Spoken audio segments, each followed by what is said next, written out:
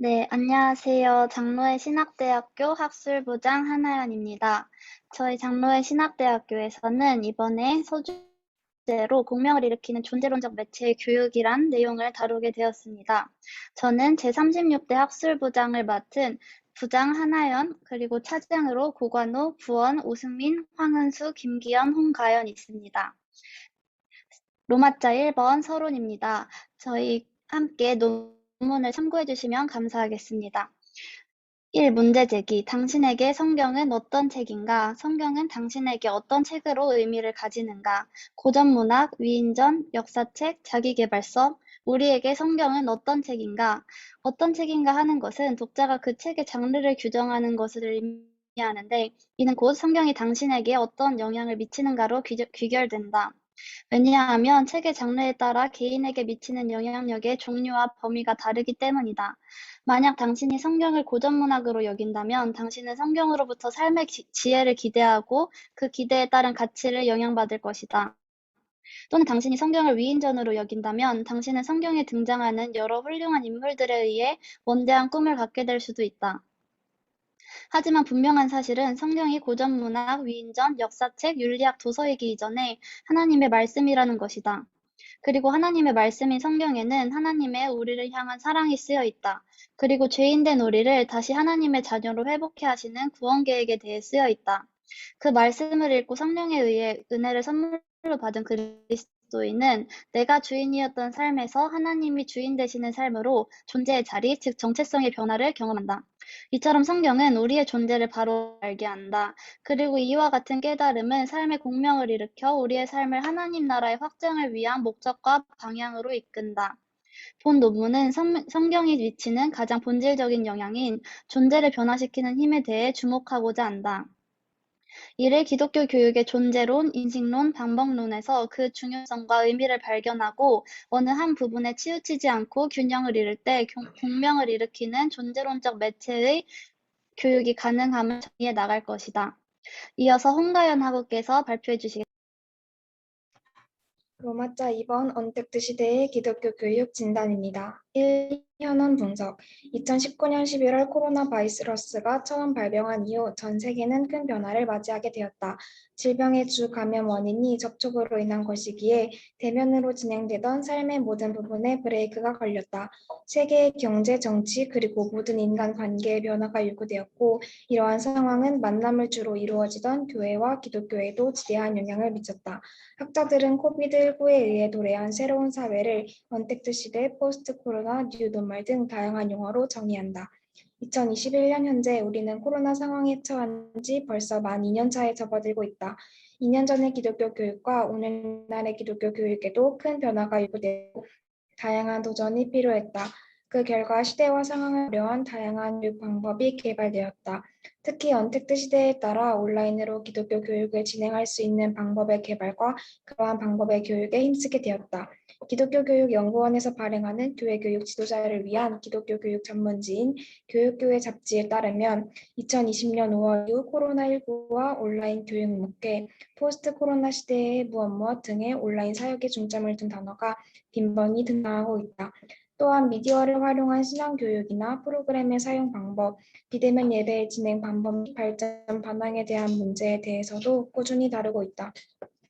2000년 5월에 발간된 교육교회 아티클의 특집호 코로나19 가정연계 신앙교육에서 장로의 신학대학교 기독교 교육학 교수인 장신근 교수는 다음에 코로나19를 통해 보는 교회 교육의 공적 사명과 역할이란 제목의 기사를 작성하였다. 또한 2020년 10월에 장로의 신학대학교 기독교교육연구원에 의해 개최된 2021년 교회 교육을 위한 정책 세미나에서도 코로나 위기에 대응하기 위해 디지털 플랫폼을 소통과 학습, 가치 형성의 통로로 자리매김하여 교육교회의 새로운 변화가 필요함을 역설하였다. 장로의 신학대학교 기독교 교육학 교수인 신영섭 교수는 언제 어디서나 어떻게든 누구나 복음을 듣게 할 필요성에 대해 강조하며 장소와 시간 개념이 투철한 오프라인의 사역들이 비대면의 온라인 문화와 거리두기라는 새로운 삶의 기준 앞에서 시간과 장소에 구애받지 않고 언제 어디서나 참여하고 소통이 가능한 구조로의 변화가 요구된다고 지적하였다. 이에 대해 예수님의 성육신 사건과 십자가 사건은 범죄한 우리가 돌아오기만을 기다리지만 않으시고 우리의 삶에 친히 찾아오신 초시간화 초공간화 사건이라고 설명하며 예수님은 율법과 교리로 평가하기보다 은혜와 삶의 깊은 공감과 이해로 복양해 주셨고 세대와 신분, 상황으로 나뉘었던 회중들을 십자가 은혜의 사건 안에서 하나로 묶으셨다고 얘기하며 예수님의 사역이야말로 온라인 사역의 모델이라고 설명했다. 또한 교육의 대상인 아이들을 공부해야 한다고 강조하며 교회 사역자들은 아이들이 가장 효과적으로 받아들이는 방법이 무엇인지 공부해야 하며 어떻게 효과적으로 건네줄 것인가를 늘 고민해야 한다고 덧붙였다. 더 나아가 본교 기독교 교육학 교수인 김도혜 교수는 가정에서 따로 가정 예배를 드리는 것이 중요한 것처럼 온라인으로 온 가족이 같이 예배드리는 습관이 전통이 되기를 소망한다고 말하며 온라인 예배 송출의 미디어 활용 기술의 중요성을 강조하였다. 그리고 오프라인으로 자유롭게 모이는 것이 어려운 형국에 가정과 교회 그리고 마을이 모두 연결될 수 있는 예배를 시도해야 하며 바로 온라인 예배의 전통화를 자리매김해야 한다고 기대를 표하였다. 최근에도 이러한 논의는 계속되고 있다. 올해 10월 셋째 주에 대한예수교 장로회 총회 교육자문부에 의해 진행된 제53차 기독교 교육 주간 및 2022년 교육 정책을 위한 팁 세미나에서 위드 코로나 상황 속에서 교육 현장에 필요한 이론적 지침과 교회 학교에 적용 가능한 부사별 프로그램을 제안하는 논의가 이루어졌다. 구체적으로 진행된 교육 목회 특강 중 줌 활용의 실제와 메타버스 그리고 유니버스, 찾아가는 온라인 가정예배 및 신방을 통해서도 앞서 말한 온라인 교육 매체에 대한 세미나가 여전히 활발하게 진행되고 있음을 알 수 있었다. 이처럼 코로나19 발병 이후 기독교 교육 내에서는 시대의 요청에 따라 온라인 미디어 활용에 관한 논의가 활발하게 이루어졌다. 그리고 위드 코로나 시대를 맞이하는 지금도 그러한 발전의 필요성에 열띤 상황이다. 이러한 온라인 미디어의 활용에 관한 연구는 기독교 교육학에서 교수론 중 방법론의 영역에 해당한다. 그러므로 코로나19 출현 이후 기독교 교육학의 연구는 시대적 요청에 의해 교수 방법론의 영역에 대한 연구가 주로 이루어졌음을 알 수 있다. 다음으로 김기현 학우께서 이어서 설명해 주시겠습니다. 로마자 3번 기독교 교육학의 연구 방향입니다. 장로의 신학대학교 기독교 교육학 교수인 박상진 교수는 기독교 교육은 존재론과 인식론, 교수론이 분리될 수 없다고 말하였다. 이는 기독교 교육이 이루어질 때 교사의 신앙과 암, 그리고 가르침이 통합적으로 학생들에게 영향을 끼친다는 것을 의미한다. 그리고 교사의 믿음과 지식과 가르침이 통합적으로 학생에게 교육될 때 학생 또한 그가 믿는 것, 아는 것, 그리고 그의 삶이 통합적으로 하나님 나라 가치관을 향하게 된다. 그러므로 기독교 교육은 존재론과 인식론, 교수론이 균형을 이루어 성장해 나가야 한다. 하지만 앞서 살펴보았듯이 코로나19 이후 기독교 교육에 대한 연구는 교수론에 주 관심을 두고 있었으며 교수론 중에서도 교수 방법론에 무게중심을 두었다. 그러나 기독교 교육의 건강한 성장을 위해서는 교수론과 함께 존재론, 인식론의 균형 있는 발전이 필요하다. 본 장에서는 우리가 주목해야 할 개혁 신학적 관점의 기독교 교육 존재론과 인식론, 교수론을 알아보고자 한다. 1번 기독교 교육의 영역, A번 존재론입니다. 기독교 교육자, 즉 기독교 교사는 다음과 같이 정의할 수 있다. 정의에 따르면 기독교 교사는 가장 먼저 자신에 대해 하나님께 속한 존재임을 확신해야 한다. 이는 영적으로 자기 정체성을 확립하는 것이다. 이를 위해 나는 누구인가 하는 질문을 던져야 하며 스스로 이에 대한 대답을 성실히 찾아야 한다. 그 이유는 칼뱅의 말처럼 하나님을 아는 지식과 나를 아는 지식 사이에는 밀접한 상관관계가 있기 때문이다. 자신에 대한 인식 없이는 하나님에 대한 인식도 있을 수 없다. 성경과 기독교 신학은 인간 존재에 대해 다음의 세 가지 상호 연관된 진술로서 정리한다. 첫째, 우리는 하나님의 형상으로 창조되었다. 둘째, 우리는 스스로가 창조된 존재임을 부인하고 왜곡하는 죄인들이다. 셋째, 우리는 용서받은 죄인이다. 인간은 하나님의 형상으로 창조되었으나 스스로 선과 악을 구분하려는 죄성을 가지고 하나님의 자녀된 존재임을 부인하였고 그 결과 죽음을 심판으로 받게 되었다. 그러나 사랑이신 하나님께서는 부족하고 죄에 대하여 연약한 인간을 긍휼히 여기시고 구원하시길 원하신다. 동시에 의로운 속성을 지닌 하나님께서는 인간의 죄와 심판을 하나뿐인 아들 예수 그리스도께 대신 심판하심으로써 죄로 인해 단절된 인간과 하나님의 관계를 회복하셨다. 이 모든 은혜의 사실을 믿는 모든 인간은 의롭지 않은 존재임에도 불구하고 하나님께서 의롭다고 하시며 구원다 주시는 예수 그리스도 안에 연합되어 부활과 영원한 생명을 얻는다. 개혁된 교회는 항상 개혁되어야 한다고 주장한 종교개혁자 칼뱅은 개혁교회의 선조라고 할 수 있다. 칼뱅은 인간론은 성서에 계시던 하나님, 그리고 하나님의 선택하시는 주권과 은혜에 기초한다. 기독교는 인간을 하나님의 형상으로 창조된 존재로 상정한다. 인간은 신적 성품과 경륜에 참여할 수 있으며 동시에 육체성을 지닌 인격적 존재이다. 칼뱅의 인간 이해는 신구약 성경 말씀과 아우구스티누스의 영향을 받았다. 아우구스티누스는 인간 존재와 인간의 인식은 하나님 존재와 깊은 연관이 있다고 주장했다. 아우구스티누스에 의하면 인간은 참된 지식은 예수 그리스도의 조명으로 말미암아 가능하다. 인간은 자충족적 존재가 아닌 철저하게 신과의 관계에 있는 존재이다. 하나님은 하나님 자신을 위해 우리를 만드셨습니다. 그리고 우리의 마음은 하나님 안에서 안식을 얻기까지는 안식이 없습니다. 그러므로 인간의 존재 목적과 인식은 오직 진리 자체이신 예수 그리스도로부터 온다.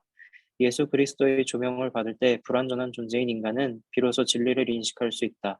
따라서 인간의 존재 목적은 예수 그리스도를 따라 사는 것으로부터 오는 행복에 있다. 이처럼 칼뱅의 인간론은 하나님의 선한 창조로부터 시작한다.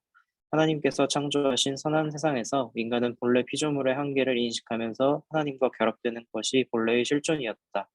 그러나 인간이 가진 죄성으로 말미암아 인간의 의지를 포함한 전인이 타락되었으며 우리는 모두 본질상 죄인이며 따라서 우리는 죄의 멍에를 지고 있다. 칼뱅은 이러한 인간의 부패한 상태와 불완전한 인식을 회복시키기 위하여 하나님의 주권적 은혜가 인간의 마음과 온 세계 가운데 운행하신다고 했다.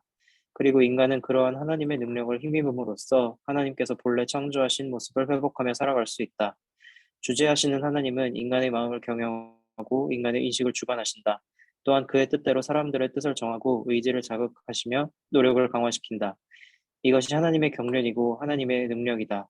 그리고 인간의 의지는 자유롭게 선택하지만 하나님의 의지가 그들의 자유를 지배한다. 우리는 우리의 원함과는 별개로 하나님의 감동하심에 의해 우리의 마음이 인도함을 받는다는 사실을 깨닫는다. 이것이 바로 칼뱅 신학의 핵심인 하나님의 능력과 하나님의 감동하시는 역사인 섭리와 은혜로 행해지는 하나님의 주권이다.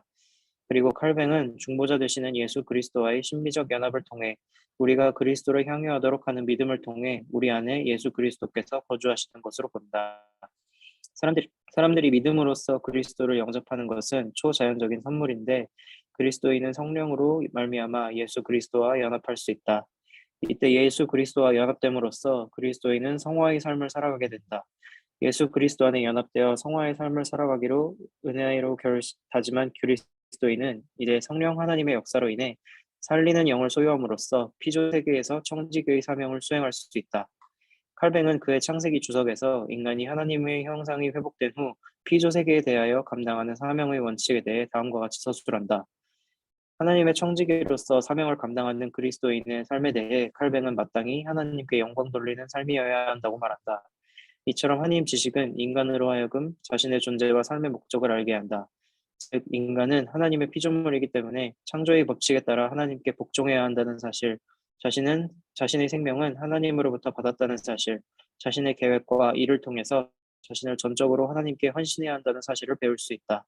이러한 세 가지 사실을 아는 그리스도인에 대해 칼뱅은 자발적으로 두려움과 경외를 가지고 하나님을 예배하는 자가 된다고 말한다. 그래서 삶이 도덕적이라 하더라도 하나님을 경배하지 않는 자라면 그의 삶은 세상으로부터 칭찬받을지라도 하나님의 통치에 불순종하는 것이 되며 이는 곧 하나님의 주권과 영광을 도적질하는 죄악된 행위라고 일컬을 수 있다. 그리고 하나님께 영광을 돌리는 그리스도인의 세 가지 실천 방안을 제시한다. 바로 자기를 부정하는 삶, 십자가를 지는 삶, 내세의 삶에 대한 묵상의 삶이 그것이다. 먼저 자기를 부정하는 삶은 우리가 더 이상 자신의 소유가 아니라 하나님의 소유가 되었음을 인정하는 것이다. 칼뱅은 인간은 하나님과의 관계에서 하나님께 헌신함으로써 자기를 부정하는 삶을 살게 되고 인간과의 관계에서 자기의 유익을 구하지 않고 이웃을 도와주고 사랑함으로써 자기를 부정하는 삶을 살 수 있게 된다고 말한다. 다음으로 십자가를 지는 삶은 그리스도의 십자가를 통해서 하나님께 영광 돌리는 사람은 하나님의 구속의 능력을 체험하게 되고 또한 자신의 십자가를 짐으로써 복음으로 인한 박해와 고난을 받아 인내와 순종을 배우고 하나님의 위로를 받게 된다. 마지막으로 내세에 대한 묵상을 통해서 하나님께 영광을 돌리는 사람은 현세에 대한 잘못된 집착에서 벗어나 모든 현실 생활 안에 나타난 하나님의 선하심을 발견하여 항상 감사한 마음을 지니고 살게 되고 영생에 대한 올바른 동경을 하게 된다고 말한다. 하나님께서 기독교 교육을 통해 부르신 기독교 교육자의 존재 역시 마찬가지이다. 기독교 교육으로 부름을 받은 기독교 교육자와 교육에 참여하는 학습자는 예수 그리스도의 은혜에 감사함으로 하나님을 경외하며 그의 통치에 순종하고 하나님 한 분만을 예배하며 이제는 하나님께서 하나님의 비전이 현실에 이루어지도록 역사하시는 일에 동참하는 존재이다. 그러므로 하나님의 부르심을 받아 기독교 교육을 하는 교사의 가르침과 삶과 신앙, 그리고 기독교 교육에 참여하는 학습자의 아는 것과 사는 것과 믿는 것이 통합되는 기독교 교육을 실현해야 한다. 이때 기독교 교육자와 참여자는 언제나 하나님의 은혜로 말미암아 의롭다 여김을 받게 된 자신의 존재를 기억하며 성화의 삶으로 나아가야 하고 그러한 믿음과 삶이 가르침과 한데 어우러져야 하는 청지기적 소명을 마땅히 실현해야 할 것이다. 다음으로 홍가연 하우께서 이어서 발표해 주시겠습니다. 이인식론입니다. 기독교 교육학자 리차드 오스먼은 기독교 교육자는 신앙이 일깨워지고 지원되고 도전될 수 있는 상황을 준비해야만 한다고 말하였다. 이처럼 기독교 교육의 중심 관심은 기독교 신앙이다. 기독교 교육은 피교육자로 하여금 기독교 신앙을 가진 기독교인으로 성장하고 그들의 신앙이 성숙해지도록 돕는 것에 일차적인 관심을 갖는다. 그러한 신앙의 특징은 다음의 4가지로 정리할 수 있다. 첫째, 신앙은 단지 정신과 관련되는 것이 아니라 마음과 관련된다. 둘째, 신앙은 단지 지적인 면만 갖는 것이 아니라 정의적, 행동적, 의지적 자원, 즉 전인과 관련된다. 셋째, 신앙은 교리적 명제에 대한 지적인 동의가 아닌 초월자와의 관계에 대한 것이다. 넷째, 신앙은 인간의 노력으로 가질 수 없는 초월적 신비를 표현한다. 이러한 특징에 따라 기독교 교육은 신앙을 중심 주제로 하고 있지만 동시에 신앙을 창조하거나 직접적으로 자라게 만들 수 없음을 알 수 있다. 그럼에도 불구하고 기독교 교육의 중심 관심은 신앙이고 기독교 교육자는 신앙을 위해 교육한다는 것을 고려할 때 신앙이 무엇인가에 대한 정의는 매우 중요하다. 먼저 칼뱅은 신앙에 대해 우리 정신에 계시되고 우리 마음에 인쳐진 하나의 견고하고도 확실한 알미라고 정의 내리며 믿음은 하나님과 그리스도를 아는 지식으로 형성되어 있다고 역설한다. 그런데 여기서 그가 말하는 알미란 지적인 이해와 동일한 의미를 가지지 않는다. 칼뱅은 하나님을 지식에 대해 공허한 사색으로 만족하며 단순히 뇌리에서 맴도는 그러한 것이 아니라 정당하게 지각하며 마음에 뿌리를 내리게 해야만 건전한 것이 되며 결실을 맺는 지식이라고 말한다. 그리고 그 이유에 대해 우리가 신앙을 지식이라고 부를 때 인간 감각의 감지 아래 있는 어떤 것들과 흔히 관련되는 종류의 이해를 의미하는 것이 아니다. 왜냐하면 신앙은 감각보다 훨씬 위의 것이므로 그것을 얻기 위해서는 인간의 지성이 그 자신을 초월하여 그 이상으로 떠올라야 하기 때문이다 라고 덧붙인다. 이를 통해 알 수 있는 칼뱅의 신앙 개념인 하나님 알기에 있어서 알은 인격적이며 참여적인 것이다. 다음으로 리차드 디버는 신앙을 가치의 근원이고 충성심의 대상이 되는 어떤 실제에 대한 태도와 확신의 행위 그리고 충성으로 정의한다. 이를 통해 알 수 있는 그의 신앙 이해는 자신의 가치의 중심에 스스로를 헌신하는 것이다. 기독교인에게 가치의 중심은 하나님이다. 그러므로 신앙은 자신의 가치 대상에 갖는 신뢰이며 동시에 그 대상에게 하는 충성이다. 그리고 이러한 신앙 이해는 칼빈과 마찬가지로 객관적이고 지적인 동의가 아닌 인격적 관계의 성격을 지닌다. 또한 니버는 모든 삶은 이러한 삼각관계, 적어도 두 주체와 한 객체로 이루어지는 수반하기에 모든 삶은 인지자들의 인정을 수반한다. 이러한 다른 사람들의 인정은 하나의 피할 수 없는 사실이다. 그것 없이 나는 어떤 것에 대한 아무 지식도 가지지 않는다고 주장하였고 신학적 사고의 대상은 하나님으로서 하나님이 아니라 자신과 이웃 간의 관계 안에 있는 자신과 이웃이다. 그러므로 니버의 신앙 이해는 공동체적인 특징을 가진다. 또한 니버는 하나님 알기의 신앙에서 상상적인 측면으로 이해한다. 니버는 계시 없는 이성은 잘못된 것이며 이성 없는 계시는 단지 그 자체만을 조명할 뿐이라고 말하며 계시의 상상적 측면을 강조한다. 마지막으로 니버는 하나님 알기의 참여적 성격을 강조한다. 니버는 내적 역사와 내적 신앙은 함께 가며 자아의 존재와 자아가 그것을 위해 사는 헌신의 대상이 결코 분리될 수 없다고 주장하며 인간이 관찰로부터 참여로 관찰되는 역사로부터 진정한 삶의 역사로 옮겨갈 수 있다고 역설한다. 이를 통해 알 수 있는 니버의 하나님 알기로서 신앙 이해의 특징은 인격적, 공동체적, 상상적, 참여적인 삶이다. 이처럼 기독교 교육의 중심 관심은 관심인 신앙은 하나님 알기로 이해할 수 있다. 따라서 기독교 교육은 이와 같은 알을 가능하도록 돕는 기독교 교육 인식론을 기초로 해야 할 것이다. 이를 위해 본 논문은 앞서 살펴본 하나님 알기로서 신앙 이해의 특징을 충분히 고려하여 20세기 후반에 등장한 새로운 인식론의 경향들을 살펴보고자 한다. 다음으로 우승민 학우님께서 이어서 설명해 주시겠습니다. 네, 이어서 발표하겠습니다. 먼저 마이클 폴라니는 근대 객관주의적 관점의 주체와 객체, 육체와 정신, 자아와 세계를 분리시키는 인식론에 대해 비판하며 이러한 이원론의 한계를 극복하기 위한 시도로 인격적 지식론을 제시합니다. 인격적 지식론이라는 단어는 객관주의적 인식론의 관점에서는 상호 모순되는 것으로 보이지만 폴라니는 이에 대해 주관적인 것이 아니라 인격적인 것과 객관적인 것이 융화되어 있는 것이라고 말한다. 이러한 폴라니의 인격적 지식론은 다음의 8가지 키워드를 통해 설명된다. 첫째는 암묵적 차원이다. 폴라니는 모든 지식에는 암묵적 차원이 있다고 주장하며 이에 대해 다음 예화를 든다. 폴라니는 인식을 두 종류로 구분하는데 예화에서 못에 대한 인식을 초점적 인식이라 하고 못을 잡은 손에 대한 인식은 보조적 인식이라고 말한다. 그리고 모든 알매는 초점적 인식뿐만 아니라 암묵적 인식을 포함하고 있다는 것을 주장한다. 둘째는 열정의 역할이다. 폴라니는 과학적 열정에 대해 순수하고 객관적으로 선택된 것이 아니라 명시적으로 과학자가 하는 선택에 인격적 요소로 존재하기에 과학자의 순수 객관적 연구는 존재하지 않고 작용되는 열정의 역할을 주목해야 한다고 말한다. 셋째는 신념과 헌신이다. 폴라니는 과학에 대해 신념 체계로 이해하고 신념의 역할을 강조하며 다음과 같이 말한다. 폴라니는 신념은 지식이 발생하는 자리라고 주장하며 모든 알은 무언가 알려지는 것이 있음을 믿고 있음을 전제한다고 말한다. 그리고 폴라니는 모든 지성의 행위가 헌신과 관련되어 있음을 강조한다. 앞서 말한 것과 같이 폴라니는 사람이 무언가를 이해하기 위해선 스스로를 알매 대상에게 헌신할 필요가 있다고 주장한다. 이는 인식의 보조적 차원에서 이미 알매 주체는 지식의 대상 안에 참여해 있고 아는 것의 부분이 되는 것을 의미하는데 이것이 네 번째 키워드인 내주에 대한 설명이다. 폴라니는 이러한 내주의 모델을 통해 지식을 인격적, 참여적 관점으로 이해한다.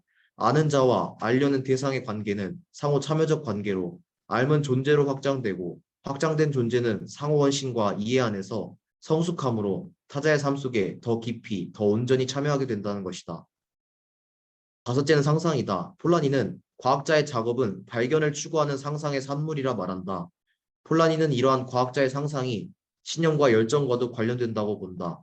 그리고 그는 그 상상을 직관과 구분하며 상상과 직관의 연결로 말미암아 정신은 단서들의 집합을 새로운 실제나 의미로 볼 수 있게 된다고 추가적인 설명을 덧붙였다. 여섯째는 인격적이다. 폴라니는 인격적인 것에 대해 주관적이고 객관적인 것 모두로부터 구분하여 헌신이야말로 인격적 지식의 단서라고 주장한다. 폴라니는 헌신을 통해 인격적인 것과 보편적인 것이 상호 관계성을 갖게 되므로 헌신이 보편타당한 것에 접근할 수 있는 유일한 방식이라고 주장한다. 그리고 이러한 헌신의 지적 열정은 사적이지 않고 공적인 것이며 이때 인격적 지식이 욕망과 차이가 있음을 말한다. 사적인 만족 기준에 의해 이끌려지는 욕망과 달리 인격적 지식이 갖는 정신적 탁월성은 그 자체로 보면 보편적인 당위성을 충족시키는 것이기 때문이다. 그리고 이해의 개념을 수동적 경험이나 인위적 행위가 아닌 보편 타당성에 대해 선포하는 책임적 행위로서 이해한다. 또한 인격적 암은 주관적 암과는 구분되고 숨겨진 실제와의 접촉을 확립하기에 객관적인 암이 파악할 수 없는 진정한 객관적인 것이라고 주장한다. 일곱째는 공동체적이다.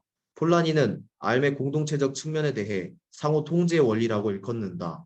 과학자 사회 안에 서로의 결과에 의존하고 서로를 지원하며 존재하는 상호 통제는 중재된 합의를 만든다고 설명하며 지적 열정에 의해 확립된 가치를 존중하는 사회의 지원의 중요성을 강조한다. 그리고 모든 지식은 상징이나 비유, 언어의 암묵적 요소들에 의존되어 있고 이러한 암묵적 요소들의 의사소통에 의해 전달된다고 말하며 지식의 공동체적 특징을 역설한다. 폴라니를 통해 알 수 있는 20세기 후반에 등장한 새로운 인식론의 경향들을 정리하면 인격적, 공동체적, 상상적, 참여적 특성을 가짐을 알 수 있다. 이러한 인식론의 특성을 하나님 알기의 신앙 이해에 적용하면 다음과 같이 연결지을 수 있다. 먼저 인격적 특성은 하나님을 아는 것이 우리의 존재와 분리될 수 없음을 뒷받침한다. 사람은 하나님과의 인격적 관계를 통해 하나님을 알 수 있고 그러한 관계는 순수 객관적 지식을 통해 아는 하나님에 관해 아는 알므로서의 관계가 아니기 때문이다. 다음으로 공동체적 특성은 기독교 신앙의 특징을 통해 알 수 있다. 기독교 신앙은 단지 개인의 고백이 아니라 교회 공동체를 비롯한 기독교 공동체 안에서 일어난 공동체의 고백으로 드러난다. 상상적 특성은 하나님의 이미지를 통해 우리가 하나님을 인식한다는 것에서 알 수 있다.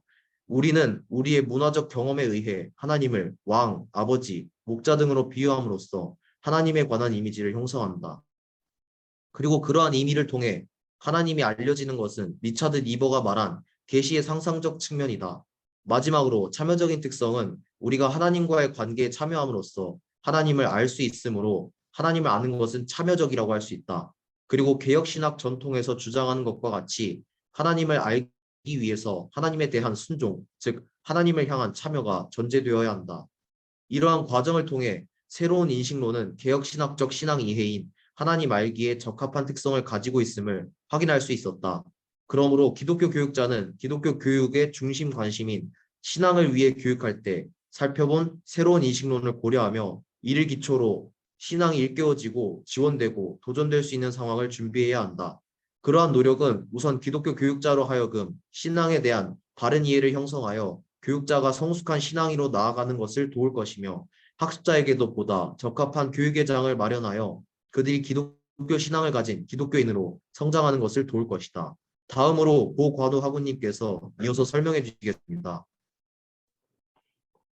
10번 교수론입니다. 전통적 의미에서 교육은 기르는 교육과 만드는 교육으로 구분 지을 수 있다. 인위적 영향력을 통해서보다 학습자의 자연스러운 성장과 학습을 통한 교육을 추구하는 기르는 교육과 달리 만드는 교육은 인간을 무한한 개조 가능성을 지닌 존재로 보며 백지 상태의 피교육자 위에 교육자가 그림을 그리는 것으로 비유한다. 교육자는 피교육자라는 백지 위에 표현하려는 구상을 가지고 있고 그 구상을 교육의 재료와 기술을 동원하여 구현하는 것이다. 이러한 만드는 교육은 그동안 우리나라의 교육 이해에 지대한 영향을 미쳐왔으며 그 결과 교육의 의미를 교육 방법과 기술적 차원으로 축소시켰다. 독일의 철학자 가다머는 근대 과학의 지배적인 사고체계에 영향을 받은 지식과 진리에 대한 개념이 정당화되는 현상을 인간의 사회문화적 위기로 보았다. 그는 근대 과학적 방법주의의 문제를 제기하는데 근대 철학에 의거한 전통적 인식론에 의하면 진리의 여부는 인간의 지식과 사고가 외부 실제에 일치하는가에 따라 결정된다. 이러한 인식론에 의해 과학적 방법주의자들은 자신의 사고와 지식이 외부 실제와 일치하도록 하는 것을 영역 과제로 추구하였다. 이때의 방법은 인간의 지식과 외부의 실제를 매개하는 진리의 척도로서 기능한다. 이러한 방법 이해는 언제나 시간의 한계를 뛰어넘어 불변하는 실제와 실체를 전제하는 것에서 문제를 가진다. 왜냐하면 시간을 초월하여 변하지 않는 실제는 실제 우리 삶과는 거리가 멀기 때문이다. 그렇기에 과학적 방법주의는 인식의 주체인 인간으로 하여금 세계를 관찰되고 조직되기만을 기다리는 수동적 대상으로 전락시킨다. 이러한 인식은 결국 인간 중심적 인식에 불과하며 그 방법 또한 인간의 조작 행위에 지나지 않는다. 가다머는 이러한 방법론을 비판하며 인식과 이해의 지평을 확장시키며 진리란 인간의 경험 방식을 통해 드러나는 것임을 주장한다. 가다머에게 경험에 대해 해석학적 차원에서 이해하며 경험자가 실제로 겪는 지식의 차원을 능가하는 사건이자 만남으로 정의한다. 따라서 경험은 삶의 역동적 성격을 지니고 인식 작용의 한계를 넘어서 존재론적 영향 관계를 표현하고자 하는 말이다. 그리고 이러한 경험에 대한 특성을 예술과 연관지어 존재의 진리를 찾는 방법론을 제시한다. 교육을 가르침과 배움 속에 이루어지는 상호작용, 하나의 의사소통 과정이자 이를 추구하는 여정이라고 할 때 교육이 이루어지는 모든 과정을 넓은 의미에 이해하는 사건으로 표현할 수 있다. 교육은 교사가 학습자에게 주도적으로 자신의 지식이나 가치를 전달하기 위한 과정이 아니다. 그렇기에 교육은 지식과 가치의 전달 방법에 한정되지도 않는다. 또한 인간이 상호간 의미를 추구하며 살아가는 존재이며 그러한 인간의 존재 방식이 이해와 경험이라고 한다면 교육은 그 이해를 구체화하고 실현시키는 인간 본래의 존재 방식이라고 할 수 있으며 교육은 인간 삶의 원현상 중 하나로 의미가 확장된다. 기독교 교육학 교수인 고원석 교수는 가다머와 마찬가지로 이러한 교육의 의미를 예술적 차원에서 해석한다. 이처럼 기독교 교육은 기독교 교육의 목적을 이루기 위해 도구를 필요로 하는 것은 사실이지만 그 도구를 지나서 이야기를 이끌어내고 만들어가는 과정, 스토리를 실현하는 과정이 바로 기독교 교육이다. 이러한 의미에서 기독교 교육 방법이란 기독교 교육이라는 예술적 차원의 행위를 이뤄가는 다양한 길로서 방법을 제안하고 그 가능성을 찾아가는 작업이라 할 수 있다. 방법이란 단어의 어원은 그리스어 메토도스에서 유래되었다. 메토도스는 무엇을 따라라는 뜻의 메타와 길을 의미하는 호도스의 합성어로 길을 따라가다, 길을 따라 걷는다라는 의미를 갖는다. 따라서 방법이란 목표 지점에 도달하기까지 교육자와 학습자가 걸어가야 할 길을 지시하는 방식이란 뜻을 지닌다. 그리고 방법에 따라 다양한 길이 지시된다. 왜냐하면 어떤 길을 가느냐에 따라 저마다의 역학 관계와 관점이 전제되어 있기 때문이다. 그래서 때때로 방법은 대상을 은폐할 가능성과 대상 전체를 보는 시야를 제한시킬 가능성이 있다. 이처럼 상대적 의미를 가지고 대상 이해에 영향을 주는 방법을 선택할 때에는 신중을 기울여야 한다. 그리고 단순히 그 방법의 효과 여부를 따지기에 앞서 그 이론적 토대와 배경에 대한 이해가 필요하다. 오늘날 기독교 교육 현장에는 다양한 기독교 교육 방법들이 적용되어 활용되고 있다. 그러므로 기독교 교육자에게는 그러한 방법들을 활용할 능력이 요구된다. 그런데 이때 교육자가 방법에 대한 이론적 토대의 이해가 충분히 이루어질 때 비로소 그 방법이 적절히 사용될 수 있고 상황에 따라 적절한 방법을 선택하게 되는 것임을 유의해야 한다. 그러한 이유에서 기독교 교육자는 기독교 교육을 위한 방법에 말을 걸 필요가 있다. 이론적 학문에 그치지 않고 실천적 영역도 늘 함께 가는 기독교 교육은 걸어가는 길에 이론적 토대를 성찰해야 하는 것이다. 따라서 기독교 교육 방법론은 방법에 말을 거는 행위라고 할 수 있을 것이다. 2번, 기독교 교육의 분리입니다. 지금까지 기독교 교육의 존재론과 인식론, 교수론에 대해 살펴보았다. 그리고 각각의 영역이 기독교 교육에서 갖는 역할과 중요성을 정리함으로써 세 영역 중 한 부분이라도 부재되거나 소홀히 되어선 안 되며 모든 영역이 균형 맞춰 논의될 때 보다 온전한 기독교 교육을 이뤄 나아갈 수 있음을 알 수 있었다. 그러나 앞서 살펴보았듯이 코로나19의 출현 이후 기독교 교육 내에서는 온라인 미디어 활용에 관한 연구가 시대적으로 요청되었고 시간이 지나며 점차 존재론과 인식론, 교수론 중 교수론을 강조하였다. 그러다 보니 교수론 외에 존재론과 인식론에 관한 관심은 비교적 소홀해지게 되었다. 그리고 이러한 관심의 척도는 곧 기독교 교육이 이루어지는 현장 내에서 존재론과 인식론, 교수론의 분리로 이어질 수 있다. 코로나19가 장기화되고 코로나 백신 접종률이 70% 가까이 이루어짐에 따라 우리나라는 2021년 11월 이후 코로나19와 공존하며 회복하기 위해 위드 코로나 시대로 전환되었다. 이러한 시대적 전환은 기독교 교육에 있어서도 그동안 중점적으로 논의되어 온 교수론과 함께 존재론과 인식론에 대한 관심의 회복이 필요함을 요청한다. 더 이상 코로나 종식만을 바라보며 주어진 상황에 방법론적인 대안을 찾을 것이 아니라 오랜 기간 지속되어 왔고 앞으로도 지금과 같은 조건의 상황 속에서 보다 온전한 기독교 교육을 실천하기 위한 방안에 대한 논의가 필요한 것이다. 그리고 그러한 논의의 결론으로 본 논문은 위드 코로나 시대에 기독교 교육으로 존재론과 인식론, 교수론의 각 영역이 균형 맞춰 나아갈 수 있는 모델로서 성경을 제안하고자 한다. 다음으로 황은수 학우님께서 설명해 주시겠습니다. 로마자 4번 존재론적 매체 성경입니다. 1. 미디어의 한계. 기독교 교육학자 사라 리틀은 그녀의 저서 투세 원찰에서 1980년대 상황에 대해 마음의 실향이라고 표현하였다.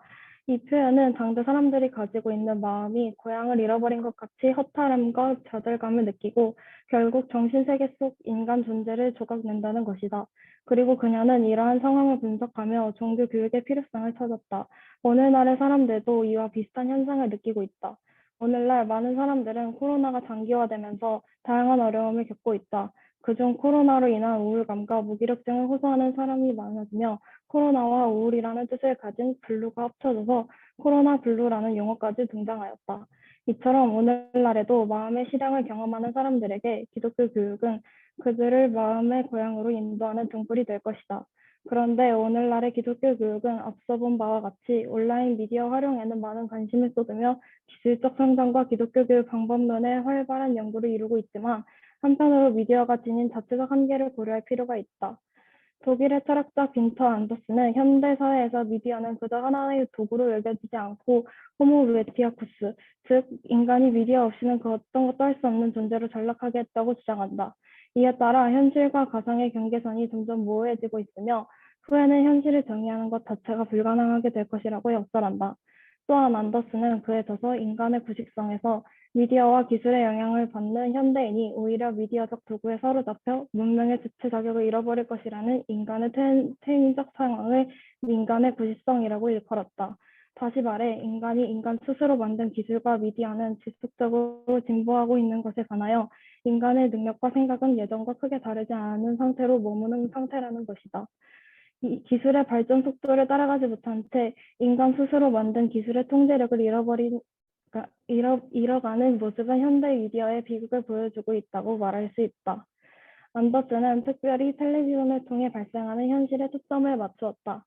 그는 팬텀과 매트릭스라는 표현을 사용하였는데 팬텀이란 텔레비전으로부터 전송되는 영상의 가상과 현실 구분 모호성을 의미하며 마치 유령과 비슷한 존재라는 뜻을 담고 있다. 예를 들어 오늘날 코로나19의 상황에 따라 다양한 플랫폼을 사용하여 실시간으로 영상을 시청하는 경우가 증가하였는데 그러한 실시간 영상이 가상인지 현실인지 알 수 없다는 것이다. 그리고 매트릭스란 이러한 텔레비전 속 팬텀을 얼마든지 지배할 수 있는 것을 말한다. 예컨대 부패한 정치인을 강직한 정치인으로 팬텀을 통한 연출이 가능하게 만들 수 있다는 것이다. 현대인들은 이러한 구성된 미디어적 기술을 조작된 현실로 받아들이지 않고 진리인 것처럼 살게 된다. 안더스는 미디어의 현실은 인간을 점차 구강기 상태로 퇴행시키는 큰 원인이 될 것이라고 주장했다. 기술 복제 미디어, 텔레비전 같은 매체는 인간을 점차 개인주의로 만들고 은둔자 대중으로 바꾸어 오히려 넓은 세계와의 단절의 결과를 유발할 것이라고 말했다.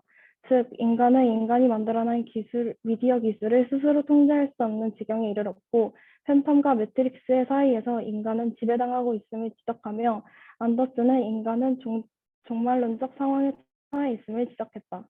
이처럼 미디어는 그 자체의 특성으로 인해 여러 문제를 야기할 수 있는 한계가 있다. 그러므로 기독교 교육 내에서 미디어를 활용한 교육 방법과 여러 프로그램을 개발할 때에는 위의 문제들을 또한 충분히 고려해야 할 필요가 있다. 하지만 이러한 한계들의 존재를 인식하고 부정적인 상황을 미리 대비하는 노력이 필요함을 말하는 것이지 기독교 교육 내에서 온라인 미디어의 활용 자체를 거부해야 한다고 주장하는 것은 아니다. 오늘날은 기독교 교육뿐만 아니라 사회 전반에서 미디어는 거의 모든 부분에 해당한다 해도 과언이 아닐 만큼 큰 존재감과 그에 따른 영향력을 행사하고 있기 때문이다. 교육부와 한국직업능력개발원에서 실시한 2019년 초중등 진로교육 현황조사 결과에 따르면 초등학생들의 장래 희망 3순위에 유튜브로 대표되는 크리에이터를 꿈꾸는 것을 확인할 수 있다. 이처럼 온라인 미디어는 우리가 피해야 할 대상이 아니라 그 한계점을 충분히 인식하며 극복해야 할 대상이다. 더 나아가 아이들의 사고체계에 기반이 된 미디어의 속성을 분석하여 보다 적극적으로 효과적인 기독교 교육에 행할 수 있도록 하는 발맞춰 나가야 할 것이다. 이 미디어와 성경. 성서학자 린더켩은 포스트모던 시대가 요청하는 성서에 대한 관점을 다음과 같이 제시하였다. 켩은 위의 말을 통해 우리에게 세 가지의 메시지를 던진다. 첫째는 그동안 성서를 진리로 인정하는 그리스도인의 삶과 행동이 세상의 가치의 질서로부터 차별성을 드러내지 못했다. 그러므로 이제는 그리스도인의 새로운 태도와 관점을 동반한 새로운 정체성을 요구한다. 둘째는 성서와 더불어 살 것을 요청한다. 앞서 말했듯이 그리스도인들이 세상의 가치관 아래서 성서를 이해함에 따라 성서를 삶의 성공의 지침을 얻을 수 있는 도구로 전락시켰다. 하지만 성서는 하나님의 말씀으로 존재한다.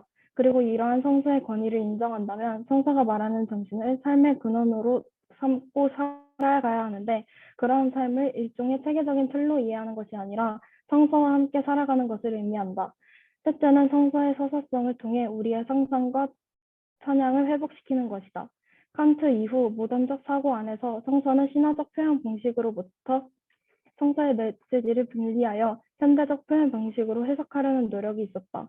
그러나 매체는 단지 메시지를 담고 있는 그릇이 아니다. 내용과 형식은 분리될 수 없으며 메시지는 매체를 제외하고 존재할 수 없다. 따라서 성서의 신화적 표상을 통해 기독교 교육 내에서 상상과 찬양을 회복시켜야 한다. 글로벌 컨설팅시 맥킨지 앤드 컴퍼니에서 2019년 조사한 Z세대에 대한 보고서 결과 Z세대의 3분의 1의 휴대전화 사용 시간은 하루 6시간으로 밀레니얼 세대나 X세대보다 많았고 Z세대의 50%가 소셜미디어 및 온라인 웹사이트의 영향을 많이 받는다는 경향이 조사되었다. 이러한 조사의 결과는 Z세대가 소셜미디어의 의존이 높다는 것을 보여준다. 이처럼 오늘날을 살아가는 현대인들은 온라인 미디어에 의해서 인지된 현실 속에서 살아간다. 그리고 코로나19에 따른 거리두기 방침으로 인해 이제는 면대면 접촉보다 오히려 미디어 현실 가정 속에서 소통하고 관계를 형성하는 것이 익숙하게 되었다. 성경에 대해서도 미디어적 관점에 따라 볼 수 있다. 미디어적 관점에서 보는 하나님 나라는 인류 역사에서 가장 역사가 긴 가상현실 세계이다. 철학자 빌렘 플루서에 따르면 현대 디지털 세대를 가상현실 시대라 일컫는다. 이는 온라인의 시공간이 현실 개념과 지각에 침투하여 커다란 변화를 일으켰음을 표현하는 것이다.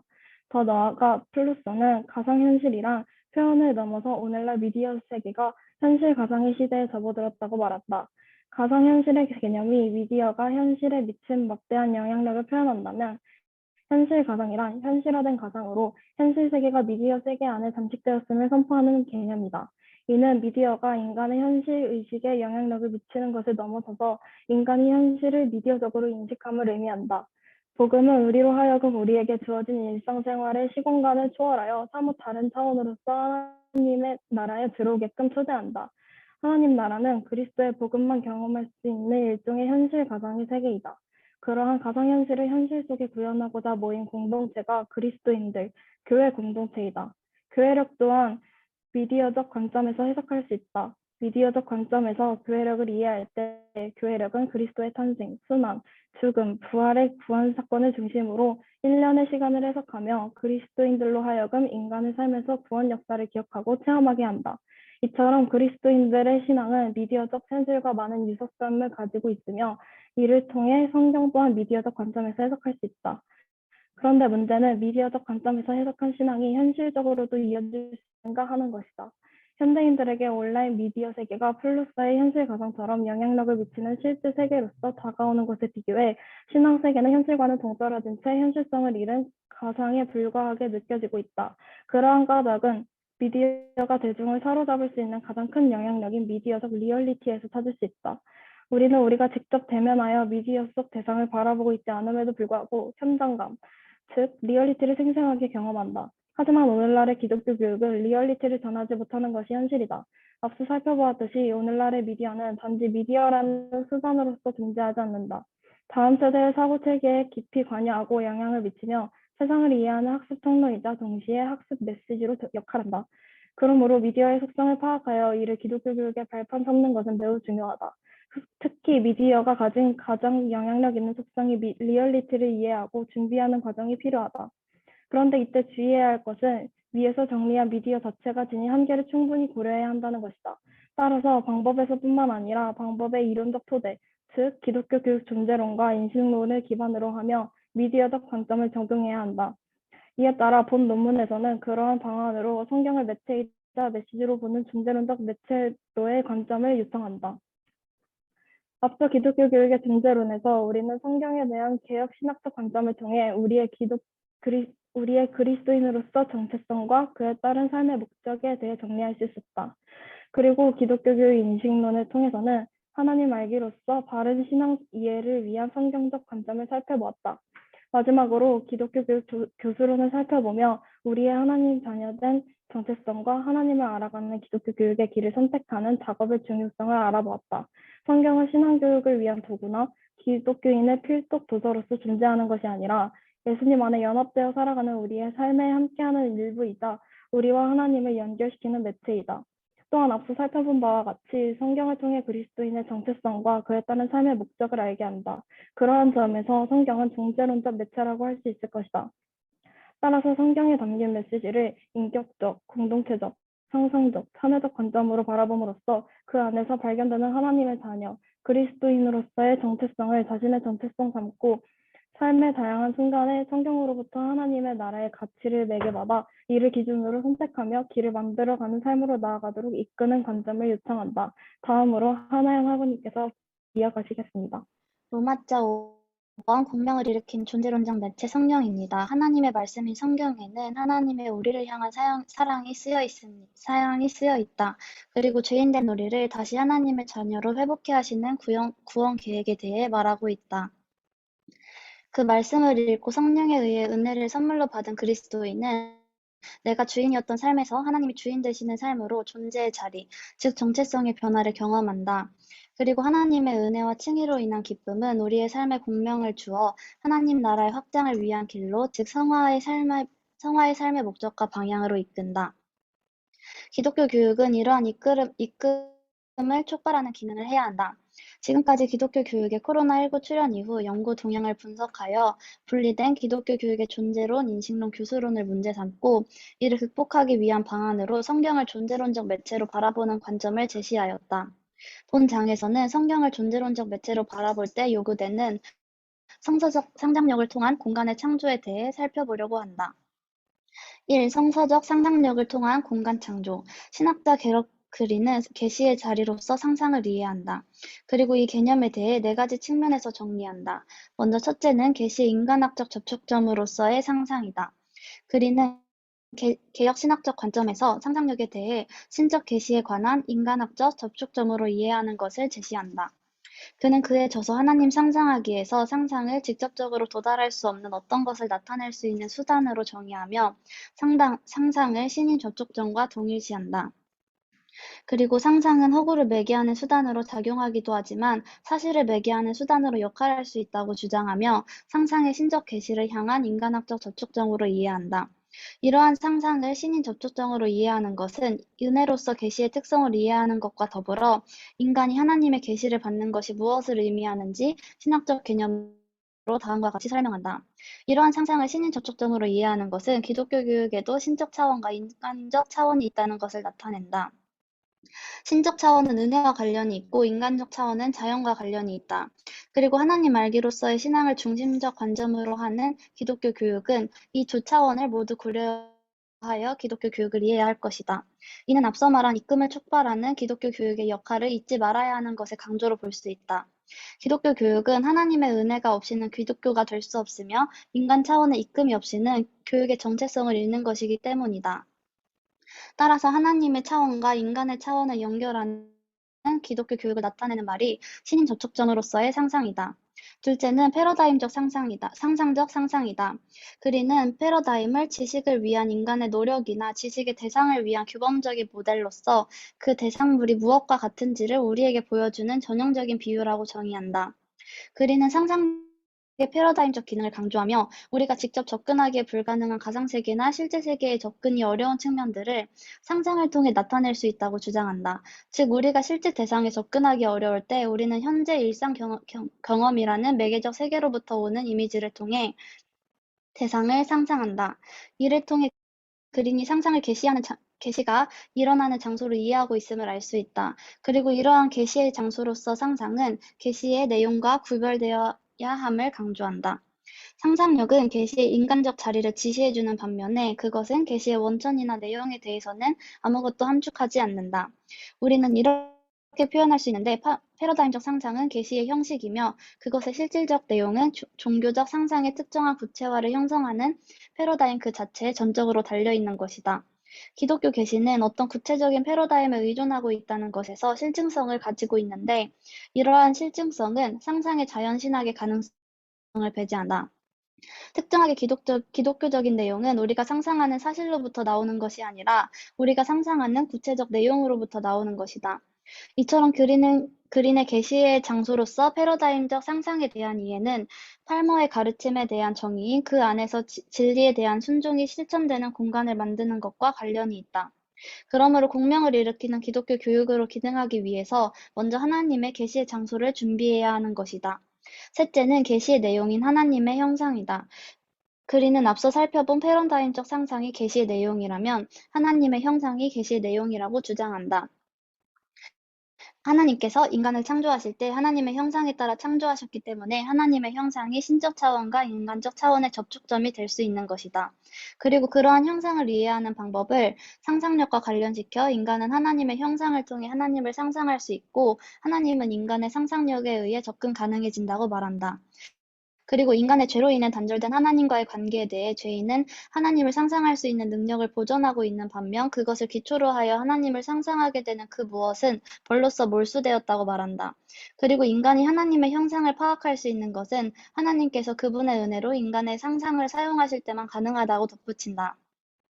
이를 통해 앞서 살펴본 기독교 교육의 존재론이 기독교 교육의 새로운 인식론의 특성이었던 상상을 통해 설명 가능함을 발견하였다. 넷째는 충성스러운 상상이다. 그리는 우리가 오직 믿음을 통해서만 상상을 하나님과 어우러지게 할 수 있다고 주장한다. 그리고 이러한 상상을 충성스러운 상상이라고 일컫는다. 위의 패러다임적 상상을 믿음으로 비유할 수 있다면 충성스러운 상상은 하나님을 옳게 상상하는 것으로 하나님 알기로서 신앙에 대한 이해를 바르게 하는 과정으로도 볼 수 있다. 그리는 이러한 충성스러운 상상을 통해 사람들이 하나님을 알게 되고 알게 됨으로써 변화되어 왔다고 보는데 이를 가리켜 상상력이 풍부한 변형의 고리라고 묘사한다. 그린의 충성스러운 상상 개념은 하나님의 말씀이 성경을 상상력을 통해 인격적, 공동체적, 상상적, 참여적 관점으로 바라볼 것을 요청한다. 그리고 이를 통해 그리스도의 정체성을 깨닫고 그리스도의 형상을 본받음으로 변화될 것을 자신의 삶으로 그 형상을 각인해 나갈 것을 강조한다. 이는 성경이 그리스도인으로 하여금 예수 그리스도 안에 연합되어 자신의 삶 속에 예수 그리스도의 형상을 각인해 나가도록 공명을 일으킴을 보여준다. 팔머는 가르침에 대해 학생들이 변형되어질 수 있는 공간을 창조하는 것이라고 정의한다. 그 공간은 성령께서 역사하시는 은혜의 장소로 물리적, 개념적 공간이나 극적인 공간 모두를 포함한다. 이처럼 기독교 교육은 학습자로 하여금 충성스러운 상상에 이르도록 인격적이고 공동체적이며 상상적이고 참여적 관점으로 이끌어 그들의 삶 속에 찾아오신 하나님의 사랑을 경험하도록 하는 장을 마련해야 한다.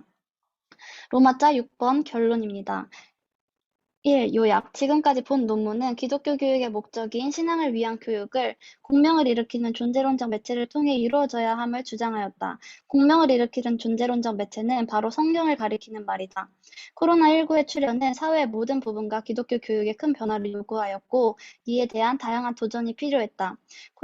코로나19의 발병 이후 기독교 교육은 사회두기에 정부 지침에 따라 각자의 자리에서 온전한 예배를 드리고 신앙교육이 이루어질 수 있는 방안에 대한 연구를 활발히 진행하였다. 이제는 위드 코로나 시대로 향하고 있다. 또 다른 시대로의 전환을 맞이하는 지금 우리는 그동안의 기독교 교육이 걸어가던 방향을 점검하고 새로운 시대적 요청에 반응하여 기독교 교육의 목적을 이뤄나가야 할 것이다. 이를 위해 본 논문은 먼저 기독교 교육의 영역을 살펴보았다. 기독교 교육의 영역은 크게 존재론, 인식론, 교수론으로 구성되어 있으며 이론과 실천이 통합적으로 이루어져야 하기 때문에 새 영역은 분리되거나 어느 한 측면만 강조되어선 안 된다. 먼저 기독교 교육의 존재론은 개혁 신학적 관점에서 바라본 기독교 교육을 하는 기독교 교사와 이에 참여하는 학습자의 존재에 관한 것이다. 기독교 교육자와 참여자는 언제나 하나님의 은혜로 말미암아 의롭다 여김을 받게 된 자신의 존재를 기억하며 성화의 삶으로 나아가야 하고 그러한 믿음과 삶이 가르침과 한데 어우러져야 하는 성직이적 소명을 마땅히 실현해야 할 것이다. 이때 하나님의 부르심을 받아 기독교 교육을 하는 교사의 가르침과 삶과 신앙, 그리고 기독교 교육에 참여하는 학습자의 아는 것과 사는 것과 믿는 것이 통합되는 기독교 교육을 실현해야 한다. 다음으로 기독교 교육 인식론은 하나님 알기로서의 신앙 이해에 관한 것이다. 기독교 교육자는 기독교 교육을 행할 때 인격적이고 공동체적이며 상상적이고 참여적인 관점을 가지고 이를 기초로 한 신앙이 일깨워지고 지원되고 도전될 수 있는 상황을 준비해야 한다. 마지막으로 기독교 교육 교수로는 기독교 교육이라는 예술적 차원의 행위를 이뤄가는 다양한 길로서 방법을 제안하고 그 가능성을 찾아가는 작업이다. 이때 기독교 교육자는 기독교 교육의 방법에 말을 걸음으로써 기독교 교육이 걸어가는 길의 이론적 토대를 성찰해야 한다. 이러한 기독교 교육 존재론, 인식론, 교수론은 함께 어우러져 통합적으로 나아갈 때 온전한 기독교 교육으로 나아갈 수 있다. 그러나 코로나19의 출현 이후 온라인 미디어 활용에 관한 연구가 시대적으로 요청되었고 시간이 지나며 점차 존재론과 인식론, 교수론 등 교수론을 강조하였다. 그러다 보니 교수론 외에 존재론과 인식론에 관한 관심은 비교적 소홀해지게 되었다. 따라서 온전한 기독교 교육으로 나아가기 위해 본 논문은 성경을 존재론적 매체로 보는 관점의 중요성을 제시하였다. 이를 위해 먼저 매체, 즉 미디어가 가진 자체적 한계를 검토하였다. 그리고 그 한계들을 극복하기 위해 기독교 교육의 새로운 인식론 특징과 공통되는 미디어의 속성을 분석하여 성경을 미디어적 관점으로 보는 방안을 제시했다. 이를 통해 성경을 메시지이다 미디어로 바라봄으로써 예수님 안에 연합되어 살아가는 우리의 삶에 함께하는 일부이자 우리와 하나님을 연결시키는 매체임을 주장하였다. 그리고 기독교 교육의 존재론과 연결지어 성경이 가진 그리스도인의 정체성과 삶의 목적을 깨닫게 하는 특성을 통해 성경을 존재론적 매체로 보는 것에 이르렀다. 그리고 더 나아가 성서적 상상력을 통해 성경이 일으키는 공명을 확인할 수 있었다. 이때 기독교 교육은 학습자로 하여금 충성스러운 상상에 이르도록 인격적이고 공동체적이며 상상적이고 참여적 관점으로 이끌어 그들의 삶 속에 찾아오신 하나님의 사랑을 경험하도록 하는 장을 마련해야 한다. 이 제언, 본 논문은 기독교 교육의 메시지를 어떻게 전할 것인가 하는 고민에서부터 시작되었다. 그러던 중 일반 교육과 기독교 교육의 차이점에서 신앙을 위한 교육임에 초점을 맞추어 신앙을 이해할 때 우리가 하나님을 만나서 관계를 형성하고 자신의 존재를 새롭게 정의 내릴 때는 과학 객관적 지식보다 신앙적 상상력을 활용함을 발견하였다. 이에 따라 상상력을 키워드를 가지고 기독교 교육의 각 영역이 통합적이고 시대적으로 반응할 수 있는 방안을 연구하였고 그 결과 성경, 즉 하나님의 말씀이 가진 공명을 일으키는 존재론적 매체의 특성을 발견하였다. 그래서 본 논문에서는 공명을 일으키는 존재론적 매체의 교육 관점을 소개하고 그 중요성을 정리하는 과정에 대해 작성하였다. 하지만 그 과정에서 이론적 근거를 찾고 정리하는 것이 길어짐에 따라 관점만 제시하는 것에 그치게 되었다. 그러한 점이 아쉬움으로 남고 후속 연구가 진행되길 바란다. 이상으로 장로회 신학대학교의 학술 논문 발표를 마치도록 하겠습니다. 감사합니다.